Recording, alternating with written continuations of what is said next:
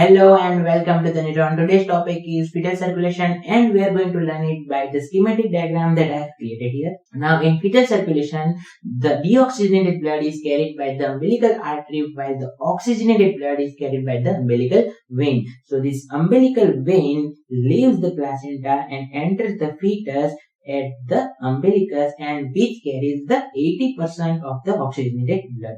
This umbilical vein then enters the left lobe of the liver and gives off branches and receives deoxygenated blood by the portal vein. Now, the greater portion of the oxygenated blood mixed with the deoxygenated blood carried by the portal vein short circuit through the liver by ductus venosus. Now, by the means of ductus venosus, it enters the inferior vena cava. Now the blood carried by the inferior vena cava enters the right atrium where it combines together with the blood carried by the inferior vena cava.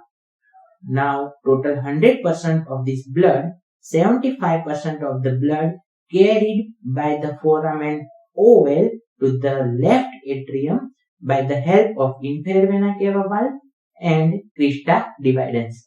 Now 75% of these right atrial blood combine together with the pulmonary vein blood and enters to the left ventricle. And only 25% of this total 100% of right atrial blood enters to the right ventricle. Now when the heart contracts, the blood from the left ventricle pumps out and goes into the arch of aorta. Now 90% of this total 100% of the blood enters into the ascending aorta and distributed by the branches into the heart, head, neck, brain and arms, while the 10% of this blood goes into the descending aorta. We will talk about this later. Now when the right atrium contracts, the blood pushes into the pulmonary artery and enters to the lung. But the fetal lungs are immature and have very high resistance. So it needs very low amount of blood for sustenance. So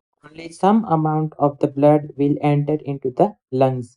Now 60% of this remaining blood of the right ventricle will enter the arch of aorta by the help of ductus arteriosus. This is the connection between the pulmonary arteries and the arch of the aorta or the aorta. So now 60% of this blood will enter the ductus arteriosus and will enter into the aorta. Now total 70% of the cardiac output, which was 10% of the left ventricular blood and 60% of the right ventricular blood, will travel the body by the help of aorta. About 40% of this combined output will be carried by the umbilical arteries to the placenta for oxygenation. So deoxygenated blood which was carried by the umbilical arteries will enter to the placenta and will get oxygenated there, and then the cycle will continue.